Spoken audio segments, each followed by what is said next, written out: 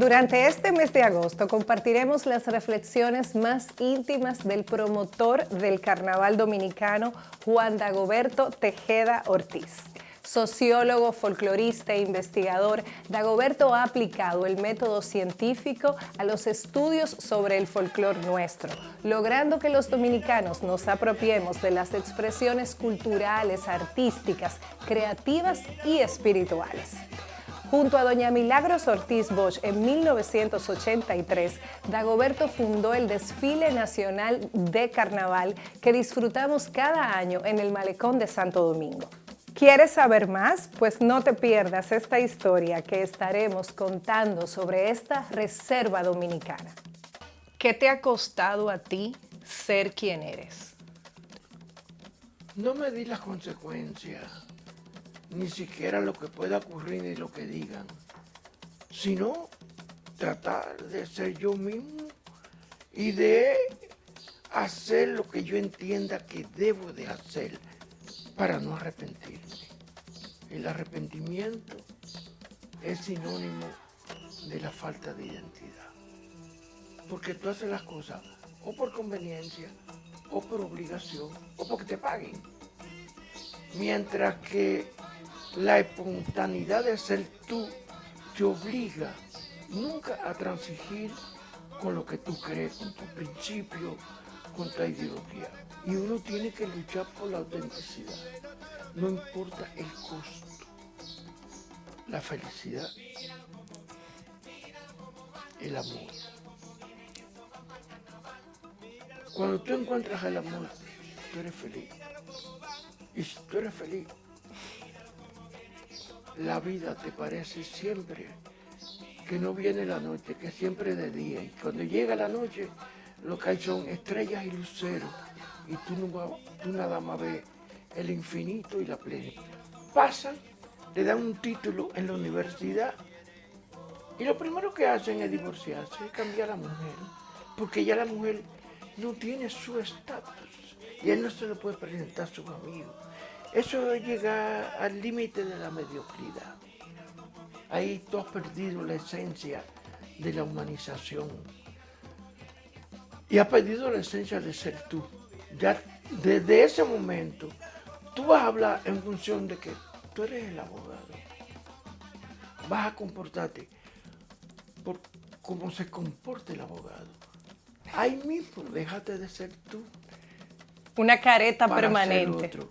Y el que es el otro nunca llega a ser tú. Una careta permanente, pero no dentro del carnaval. Porque para mucha gente la vida es un carnaval. Enviudaste. Sí. Y por el prejuicio, Dagoberto se quedó viudo. Se entendía que tenías que permanecer viudo, morir viudo. Y te enamoraste nuevamente. ¿Cómo se desarrolló eso para ti? Conocí a Tirsa, que luego fue mi primera esposa en Río de Janeiro. Ella era estudiante de arquitectura y yo de sociología. Yo terminé un semestre primero que ella y regresé al país. Pero al regresar al país yo sentía que no podía estar solo. Y sencillamente le dijo, deja la vaina como a donde tú estés y ven para acá. Sin conocer la familia, yo nunca había ido a Panamá porque ella era panameña. Ella vino, arreglamos la historia y nos casamos aquí. Y tuvieron 2 Y hijos. tuvimos 2 hijos, Juan José y María Isabel. Ambos son diseñadores gráficos. Una es diseñadora en el Centro León y Juan José es diseñador en Alemania. Ellos son mis 2 hijos. Primero, mis hijos queridos, soñados, adorados. Y una noche le dio un infarto y murió.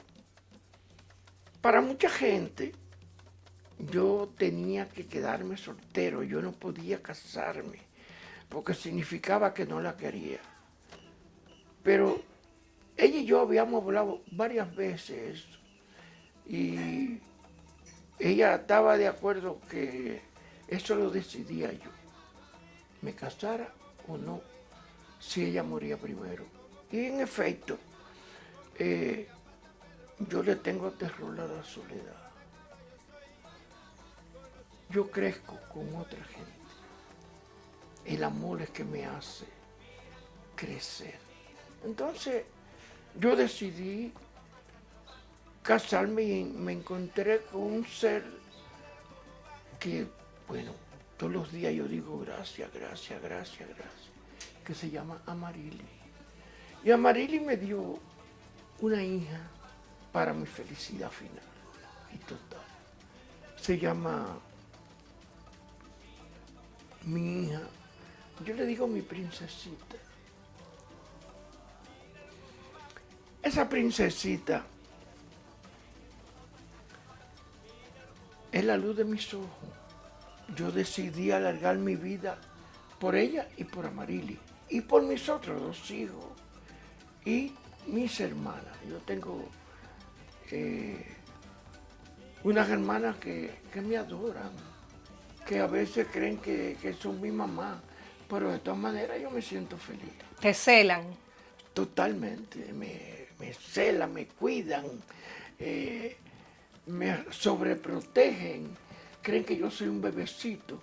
E incluso yo tenía una tía que murió hace poco tiempo. Era la única tía que quedaba. Y cuando yo la visitaba, ella decía, mi muchachito, yo un talán. Pero eso era su cariño, eso era su amor. Y yo era feliz con eso. Pero tú puedes amar sin poseer. Queda el amor como un recuerdo. No como un simple recuerdo, sino como un recuerdo de necesidad. Y cuando hay un recuerdo de necesidad, está presente, está viva la gente. Entonces, Tirsa tiene su lugar. Una hermana que murió, la más pequeña, tiene su lugar. Y cada uno de los amigos tiene su lugar. Entonces, yo no tengo conflicto con eso. Yo no me arrepiento de haberme casado. Si no me hubiera casado, yo tengo la impresión que tú no me estuvieras haciendo esta entrevista. Por eso yo doy gracias a Amarili, doy gracias a mi princesita y doy gracias a Dios por esta felicidad de la vida. ¿A qué has tenido que renunciar por amor? A todo, a todo.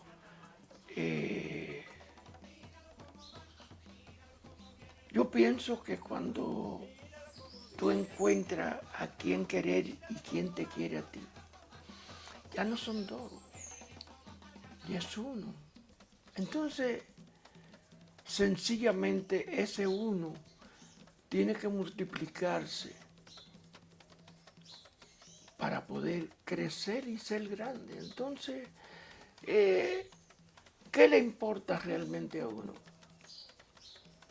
Renuncié a ir a un colmadón, renuncié a ir sencillamente a beber, a comer. Renuncié a todo eso. ¿Por qué? Porque si no están las personas que yo quiero, sencillamente tú estás solo. Tú estás acompañado con quien te quiere. Por eso, yo no soy amigo de la soledad. Yo soy amigo de la compañía de quien me quiere y que yo quiero. Pero nunca te quedaste aún sufriendo, o sea, nunca te quedaste en algún lugar con alguna persona No. sufriendo. No, porque tú solo debes de estar donde te quieren. Tú no puedes mendigar, ni comprar, ni obligar. Entonces, ¿qué tú haces en un lugar que no te quieran. Yo pienso que eso es un harakiri, que eso es un suicidio y que es una necedad y una debilidad. No importa el tiempo que tenga la gente. Cuando la gente dejó de querer, agradece lo que vivieron y que sencillamente se digan adiós. Y vivir de un recuerdo hermoso, no de un presente realmente trágico. Mientras tú más te quedes, cuando no te quieren, es más doloroso. ¿De qué te rescató el amor? ¿De qué te salvó? El amor me salvó de las nimiedades, de las torpezas, de los vicios. La única droga que yo he usado en mi vida que es exactamente el amor. Entonces, eso es exactamente el amor. Me ha librado de no ser yo, de no compartir con el otro, de no entender que la vida sin el otro es un silencio y un olvido. Dagoberto, hay algo que llama mucho la atención. ¿Cómo te vistes? Cuéntame de esa túnica. Yo siempre he sido un cimarrón, he sido un rebelde con el asunto de mi ropa. Mi papá, en un lugar céntrico de Baní, donde iba la élite, a veces iba y me hacía señas y me decía, ven acá, pero mi hijo, tú has estado con esa camisa toda la semana. Yo te traje una nueva para que tú te la pongas y pueda estar bien decente. Está bien, papá, yo te complazco. Lo que quiero decirte con eso es que nunca he estado preso a lo que significan las normas vigentes en términos sociales sobre la vestimenta. Entonces, cuando yo comencé en Río de Janeiro a conocer todo lo que era nuestras identidades culturales, y llegué, me di cuenta que ni en el Museo del Hombre tú ibas y encontrabas parte de lo que era esencial en la formación de la identidad dominicana, que era África. En las escuelas, en ninguna universidad de aquí nos enseñan, por ejemplo, sobre África, sobre la esclavitud, sobre el aporte afro a la cultura dominicana. Entonces, yo decidí dos cosas. Ponerme a estudiar todo lo que eran los elementos simbólicos de la presencia de una cultura clandestinizada, deformada, rechazada, y por el otro lado asumí la parte formal, que yo no tenga que hablar, pero digan, oh, ¿y esa vaina qué? Entonces ahí comencé a utilizar lo que eran las vestimentas, las simbologías africanas, desde pulsas, collares, que total me gané muchas palabras por detrás de que pulsa, collares, túnica. Bueno, Porque tú estás educando con tu ropa. porque al mismo tiempo yo estoy diciendo, esto que estamos negando, no somos esto, pero es parte de nuestra identidad, De lo que somos. de lo que somos. Eso entonces ha hecho que yo no tenga un saco, un traje europeo, un traje formal. Yo no tengo ninguno hace como 30 o 40 años. Yo lo que tengo son túnicas. Por suerte, yo he visitado muchas tiendas africanas, pero cada vez que alguien va a África y se acuerda de mí, me trae tela, me trae túnica, y eso hace que yo no tenga ni siquiera que comprarlas. ¿Te ama la gente, Dago? Contrario al olvido, ¿se acuerdan de ti siempre? Demasiado. Dice Ismael Díaz Melo, que es un escritor joven, muy bueno de Baní. La persona, el vanilejo, que más quieren en el mundo, después de Máximo Gómez, se llama Dagoberto Tejeda. Ese reconocimiento, la orden de Duarte Sánchez y Mella, en grado de caballero. En grado de caballero. ¿Por qué te la otorgaron, Dagoberto? En reconocimiento a la entrega de mi vida hacia lo que es la revalorización, la divulgación de la cultura popular dominicana y del folclore dominicano. Esa es una orden de mucha distinción, yo me siento muy honrado, pero tengo otras distinciones no menos que me siento orgulloso de ella. Por ejemplo, el Premio Internacional Casa del Caribe de Santiago de Cuba, que nada más se lo otorgan a una persona en el Caribe. Tengo como reconocimiento la medalla Toussaint Louverture de la UNESCO.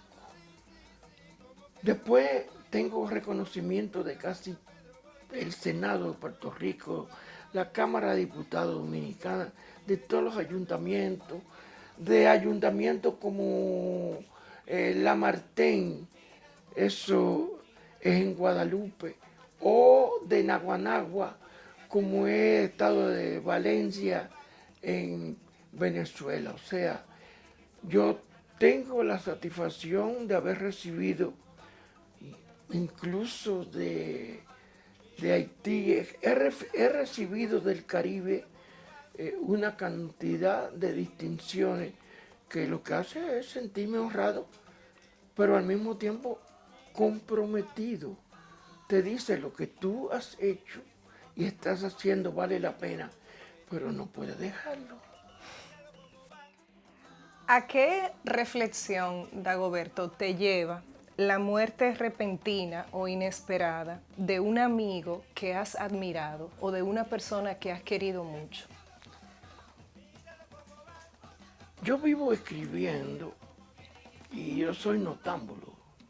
Yo escribo de 11 de la noche a 4 de la mañana. Y en los últimos tiempos me he dedicado a escribir una reseña que yo llamo Contra el olvido. Yo creo que lo que mata a los muertos es el olvido. Y cuando muere una persona querida, esa persona solo vive en el corazón de nosotros con el recuerdo. Por eso duele, pero al mismo tiempo no desespera, porque te da la seguridad de que esa gente que tú queriste tanto está dentro de ti, está vivo. ¿Qué es lo que más recuerdas de tu papá y tu mamá? Papá era un ser humano extraordinario, totalmente sensible, pero calladito. Y papá se desvelaba, me admiraba, pero no me lo decía. Cada vez que yo salía en el periódico o que escribía algo, papá cogía, lo recortaba, lo guardaba y lo tenía en un cuaderno que después yo encontré. Yo era un orgullo para mi papá. Y mi papá fue maestro rural, fue maestro de escuela. Y terminó como los vanilejos todos, con una pulpería, con un colmado. Mi mamá murió cuando yo estaba pequeño, yo pienso que tendría 5 o 6 años. Yo recuerdo verla en la cama y cuando ella me llamaba y me decía, mi hijo hermoso, me daba un beso en la frente y yo le miraba la sonrisa. ¿Qué ha quedado de mi mamá? Esa sonrisa. ¿Qué ha quedado de mi papá? Que siempre me miraba con un cariño fuera de lo común. Dagoberto, quedó pendiente en vida algo que querías hacer, algo que querías decirle a alguna persona querida que ahora no está contigo. Eso, uno siempre hace planes con los amigos. Norberto Yen, por ejemplo, el poeta Cocolo, extraordinario, mueren como Walter Cordero, como Radam, cantidad de los amigos mueren cuando no deben. Y el chiste es que se van sin decir adiós, se van tranquilamente. Y entonces uno es el que queda buscando y esperando. Pero tú nunca haces planes con los enemigos, sino haces con los amigos. Entonces siempre quedan pendientes puntos en agenda que en la propia vida poco a poco se irán complementando. Hay personas que están vivas, pero que para ti murieron. No, porque yo pienso y yo he dejado que cada uno sea él. Y entonces, en la vida, los amores tienen que ser voluntarios. Yo pienso que tú me debes de querer si yo te quiero. Y si yo no te quiero, mire el atardecer o mire el amanecer y olvídate de mí. Entonces, cuando tenemos amigos, personas conocidas, y se alejan y se van, y a veces son los que más mal hablan de uno, uno sencillamente, yo los ignoro. Yo nada más me retengo en los amores, porque yo soy un enamorado del amor. La profundidad se adquiere con la vida, me decías, Dagoberto. La universidad donde te dan el título de ser humano es en el pueblo, es con la vivencia, con la relación que tú adquieres. Cuando tú llegas a un sitio y te dicen sencillamente, tú no puedes decir que no quieres un cafecito. Y si llega tarde, ya cuando está cerca el mediodía, te dicen, no, espérate, tú vas a comer con nosotros. Aunque nada más haya comida para dos, se reparte entre 3.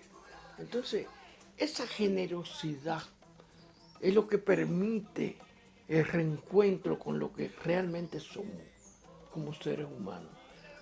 Decía un señor que yo encontré en una loma en Baní, me decía, pero ven acá muchacho, ¿tú has visto que a esos señores le echan algún cheque en la caja? No, nadie se lleva nada de eso. Se va como vino. Ahora es que lo entierran con ropa, antes era hasta en cuero.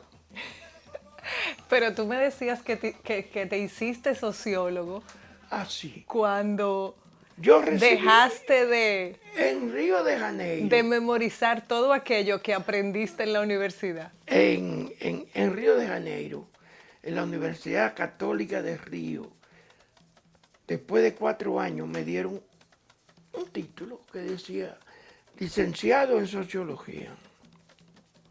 Y yo vine a la UAS y comencé a dar docencia en la Universidad del Pueblo con mucho orgullo. Pero me di cuenta al poco tiempo que yo nada más sabía repetir lo que estaba en los libros. Pero el conocimiento sociológico no existía. Entonces, ahí fue que yo comencé a compartir con el pueblo. Y compartir con un pueblo en donde gran parte no se ve ni leer ni escribir. Ellos me enseñaron sociología, porque me enseñaron las esencias de la vida. Me enseñaron que más blanquito o más negrito no te hace ser un ser humano. Lo que te hace ser humano es tu sentimiento, es tu corazón, es tu espíritu, eres tú. Entonces, por ejemplo, yo tuve dos maestras cocola, no eran negras, eran azules. Sin embargo, yo pasaba por el solar de Máximo Gómez, el más grande de todos los bandilejos que han existido, guerrillero del Caribe y de América, en Cuba. Yo iba con una sillita en la cabeza, iba con unos cuadernos y debajo de una mata de jobo, esa maestra me enseñó no solamente a leer y escribir, sino me enseñó los símbolos, las esencias, el valor del ser humano. Entonces, ella era negra, y la recuerdo la sonrisa más hermosa del mundo. Entonces, ella me enseñaron más allá del alfabeto, lo que no se enseña en televisión, lo que no se enseña por los medios de comunicación, es el cariño, es el afecto, es la sonrisa, es ponerte la mano en la cabeza y tú sentir Que te curan. que tú eres otro, que te transforma, que el universo se abre para tus sueños, para tus actitudes y para tú ser más que lo que eras. Dagoberto, este recorrido tan hermoso, tu hogar, tu casa, tu familia, tu espacio de recargarte y este lugar donde se une el fruto de tu trabajo y el fruto de tu amor. Pero yo decía que escribir es una forma de amar también. ¿Cómo se escribe más de 22 libros donde tú eres el autor, pero me dijiste que hay más de 20 en los que has colaborado y participado, igual como escritor, como investigador, que has formado parte de tantos hijos, de tanto legado para la nación dominicana? ¿Cómo yo he podido escribir tantos libros? Sencillamente porque yo no lo he escrito realmente. Yo lo confieso aquí, frente a ustedes. Para mí, escribir un libro es fácil. Fácil en la medida en que es la vivencia y el resultado de una vida. De lo que yo escribo, ¿qué es? Yo escribo de la religiosidad popular, del carnaval, de la música popular. Todas esas cosas no las he leído, ni siquiera me lo han contado. No he visto ningún programa de televisión ni película sobre eso. Yo lo he vivido, me lo he gozado. Las veces que yo he amanecido tocando, la gente tocando palo en una velación, en una nochevela, en todo lo que significa la alegría, la espontaneidad, lo sano del pueblo. Eso son mis vivencias y eso es lo que yo escribo. Por eso yo he sido la voz de los que no han tenido voz y los autores realmente son ellos. Yo no me siento en la capacidad para decir, ese libro lo escribí yo. No, no, no. Lo escribió mucha gente. Que la vivencia me ha humanizado. ¿Cómo yo me he humanizado? Por la generosidad de la gente, por el amor de la gente, por el cariño de la gente. Entonces, desde ese punto de vista, escribir es muy fácil. Cuando yo tengo que escribir, por ejemplo, yo escribo todos los martes en Acento una columna que se llama Contra el Olvido. Y en esa columna ahí está Eche, está Fidel, está Manolo, está las Mirabal, están todos los que han entregado su vida al pueblo. Y entonces yo sencillamente lo que hago es que escribir, que buscar libros. No, yo nunca leo un libro para escribir un libro. ¿Cuál es mi preocupación? Bueno, ahora mismo yo comienzo a pensar cómo comienzo y cómo termino. Y entonces yo cojo y comienzo a caminar. Por ejemplo, esta mañana, desayunándome tranquilo, digo, este es el camino, este es el comienzo y este es el final. Entonces yo voy concadenando todo y encajo lo primero con lo último. Entonces, por eso, y yo sé cuando me siento bien, cuando no me siento bien cuando escribo.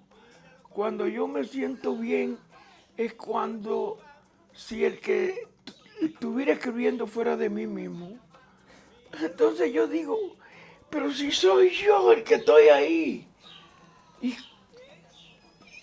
Y me da una satisfacción total. Entonces, más que unos libros de todo ese conocimiento folclórico, de música, de carnaval, de nuestra identidad, son casi autobiográficos. Sí, en todo hay una dimensión testimonial, una dimensión de oralidad, una dimensión donde lo académico se queda en un segundo plano. Él es el ser humano el que escribe, es el que ama, el que quiere, lo que quiere. Porque yo no escribo ni por encomienda ni por obligación. Tú no haces nada por obligación. No, yo soy un cimarrón completo. Yo escribo de lo que yo quiera y cuando quiera. A veces se muere un amigo y mi esposa Marilyn me dice, ese era demasiado amigo tuyo, tú tienes que escribir sobre él. Y yo le digo, cierto, pero yo no puedo ahora. No puedo. Él me va a decir cuándo. Y así ocurre siempre, o sea, yo tampoco escribo por obligación, de que ahora tengo que sentarme. No. ¿Tú hubieses sobrevivido la dictadura de Trujillo siendo tan rebelde? Sí, yo tuve la última fase y en mi pueblo quien dirigió o uno de los dirigentes de toda la lucha final contra la idea trujillista fui yo. Incluso yo fui presidente del comité provincial del 14 de junio. Pero yo siempre he sido rebelde. ¿Y cómo has sobrevivido? ¿Por qué has sobrevivido? En Porque un cuando mundo... tú eres rebelde con coherencia y con honestidad, a ti te respetan. Repite eso. Cuando tú eres rebelde con honestidad, con coherencia, a ti te respetan. Por ejemplo, hay mucha gente que dice, ese tipo es medio loco. No, que sí, pero sabe su vaina. Mira, cuando la gente es rebelde, pero es con honestidad y es con coherencia, te respetan. Hay mucha gente que dice, ese tipo es desorganizado, ese tipo es medio loco, pero sabe su vaina. Entonces me buscan, aunque, como dice la gente, me tragan, me pasan aunque no me quieran. Y a mí me da lo mismo. Yo lo sé y sencillamente soy coherente conmigo mismo. Digo, esto lo hago, esto no lo hago. ¿Quién eligió el carnaval? ¿Tú elegiste el carnaval o el carnaval te eligió a ti? ¿Cómo pasa eso en tu vida? Tan jovencito. ¿Cómo una persona sabe lo que quiere tan joven? El carnaval más fascinante es el carnaval de Río de Janeiro, el carnaval carioca, como dicen ellos. Ese carnaval es la expresión no del centro del pueblo, es la expresión de la favela, es la expresión del pueblo, que pasa un año idealizando, trabajando, construyendo en base a un tema, en base a todo lo que significa su sueño. Y yo conocí la favela, y yo conocí la esencia del carnaval, los personajes, cómo había gente que no tenía para comer y tenía que comprar todo lo que significaba para hacer su traje. Su traje estaba primero, era su sueño. ¿Por qué? Porque cuando llegaba el carnaval y él entraba en el desfile, él dejaba de ser él y se convertía en el personaje que representaba. Entonces era una catarsis social, era la vida. Y eso yo lo aprendí con la gente en la favela, con la gente de Río. Cuando llegué aquí, me metí, había un programa de Jackie Núñez de Rico, otra vez con Jackie. La guionista de ese programa era la doctora Milagro Ortiz Bosch. La editora era Anita Ontiveiro. Entonces, con Iván Domínguez, nos fuimos a Guachupita y por primera vez en la televisión dominicana apareció el Carnaval Popular de la ciudad de Santo Domingo. Ahí conocí un personaje que se llama Pipí, el roba la gallina más fascinante que yo he podido conocer. Y entonces hicimos un programa de televisión en Otra Vez con Jackie. Y Milagro Ortiz Bosch, una mujer con un olfato político fuera de serie, con una sensibilidad artística, con ese olor a pueblo. Milagro conversó con José Francisco Peña Gómez. Y Peña Gómez, cuando Milagro la habló apasionadamente, como si estuviera hablando de un enamorado, Peña Gómez le dijo que sí. Y habló con Feyo Suberví, que era el ministro de Turismo. Y ambos nos juntamos, los cuatro, los cinco, y ahí fue que decidimos que el Estado asumiera la conciencia de apoyar el Carnaval Popular. Y ahí fue que nació el Desfile Nacional de Carnaval. El primero que hicimos fue en el 83, donde la idea ¿cuál era? Traer una muestra de cada carnaval del país, presentarlo en el malecón, donde fuera un espacio para todo el mundo, pudiera ver la magnitud, la diversidad y la riqueza del carnaval dominicano. Pero yo venía de Río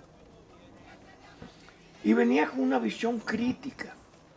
Lo primero fue que lo que había prevalecido eran desfiles de carroza, eran corsos floridos, pero una carroza costaba para apoyar que si yo cuántas comparsas. Entonces nosotros definimos no apoyar, ni siquiera premiar a las carrozas, sino a las comparsas a pie, las comparsas de los barrios.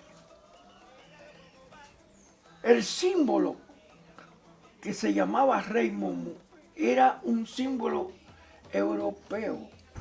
Nosotros escogimos a Califé como la conciencia del carnaval, como rey del desfile nacional de carnaval. O sea, nosotros comenzamos a revolucionar la dimensión de lo que era el carnaval. Hasta hoy, el desfile nacional de carnaval se ha realizado todos los años, menos este por la pandemia. ¿Cómo una persona renuncia a no juzgar? como tú lo has hecho? Se aprende amando, respetando a cada uno. Cada uno tiene derecho a expresar lo que cree. Tu deber es respetarlo, oírlo, tolerarlo, aunque tú no transijas y aunque tú no estés de acuerdo. Y para tú hacer que la gente pueda comprender o ver otra realidad, es con el amor, no es con el odio, no es con la violencia. La violencia no tiene posibilidades de penetrar los espíritus. Entonces, desde ese punto de vista, yo respeto a todo el mundo, oigo a todo el mundo. He aprendido solamente a hablar cuando me lo piden. Hablo cuando me lo piden. Y esto es decir lo que yo creo. Ahí yo no, tú ves, yo no transijo, pero para tú decir tu verdad, aunque no sea la verdad, no hay por qué utilizar la violencia ni utilizar epítetos que puedan herir a nadie. Es con el amor. Hay algo en lo que tú no crees. Tú no crees en el racismo, evidentemente. Dagoberto, ¿cuál es el antídoto del racismo? Es el amor, el amor. El amor es la magia de la vida. Cuando a nosotros, desde el periodo colonial, viene un prejuicio contra el negro. Primero fue contra los indígenas, pero no duraron más de 50 años. Entonces quedaron los negros y las negras. Los españoles tuvieron algunos problemas, pero se decidieron por las negras. De ahí nacemos nosotros, mulatos, una nariz chatán, un bembe grande, etcétera, etcétera, etcétera. Entonces, necesariamente yo creo en el ser humano. El color es accidental. Te puede caer hasta un jarro de pintura y cambia de color. Pero eso no cambia tu corazón ni cambia tu interior. Entonces, lo que tenemos que valorar es al ser humano. Y el ser humano no importa que sea rico o no, que sea alemán o no, que sea negro o no. Lo que tenemos que ver, y mi mayor parte de mis amigos, reitero, es el cariño, el afecto, la espontaneidad, la realidad. ¿Quiénes me enseñaron eso? Dos maestras Coca-Cola, que eran azules, pero era la sonrisa más tierna que yo conozco. Y tenían una concepción de la vida de que el amor no tiene que ver con colores. A veces uno tiene preferencia. Mis esposas han sido negras, porque yo soy de los que entiende que todo ese prejuicio racial va a cambiar cuando nosotros entendamos que lo negro es bello. Dagoberto, el reconocimiento que más ha marcado tu vida, que indudablemente te conmovió, te ha hecho comprometerte más. El reconocimiento de la gente. Tú eres profeta en tu tierra. De la gente que vive en los barrios, de la gente que vive en los campos. Esa es mi mayor satisfacción. Cuando me abrazan, cuando me besan, cuando me estrujan, cuando me brindan un plato de sancocho, cuando me brindan café. Entonces, el reconocimiento es lo que posibilita que dice, lo que tú has hecho, lo que tú estás haciendo, vale la pena, es el camino. y lo que te hace es comprometerte más. ¿Qué ha cambiado en el dominicano de hace 40 años versus este dominicano nuevo, jovencito? El dominicano ha cambiado no porque él mismo lo haya decidido. El dominicano ha cambiado porque ha cambiado la sociedad. La solidaridad entre vecinos. En mi pueblo, tú te pasabas un plato de comida y el vecino te lo pasaba a ti. Si tú conseguías en el conuco un racimo de plátano, se dividía entre los vecinos más cercanos. Cada vez nos sentíamos más cerca uno de otro y que nos necesitábamos unos de otros. Ahora, el Papa Francisco dijo, hay un capitalismo salvaje. Ese capitalismo salvaje hace que se valore la gente por lo que tiene. Y eso significa que cada vez tenemos menos relación, menos amor, menos solidaridad. Entonces, la sobrevivencia a nivel de la sociedad hace que muchos de los valores que antes eran adornos del dominicano, hoy estén postergados, aunque en los sectores populares queda todavía todo un patrimonio que es la reserva de este país. ¿Cuál es tu mayor reserva? Tú eres una reserva dominicana, pero ¿cuál es tu mayor reserva? Mi mayor reserva es la historia de mi país, rica, hermosa, ejemplar. Es la manera de ser, de expresarse, de pensar y de querer. Es el folclore dominicano. Es la cultura popular. Es hombres y mujeres que han dado su vida por el bienestar colectivo. Siento que cuando uno piensa en todo eso, son reservas que profundizan la dominicanidad, te hace ser más orgulloso de tu identidad, te hace más orgulloso de ser dominicano y sobre todo de ser tú mismo. Dagoberto, eres una reserva dominicana, definitivamente. Ama y haz lo que quieras. ¿Así debe ser? Así es, así es, Así es. así es. Tú has amado y has hecho lo que has querido. Porque amo el amor.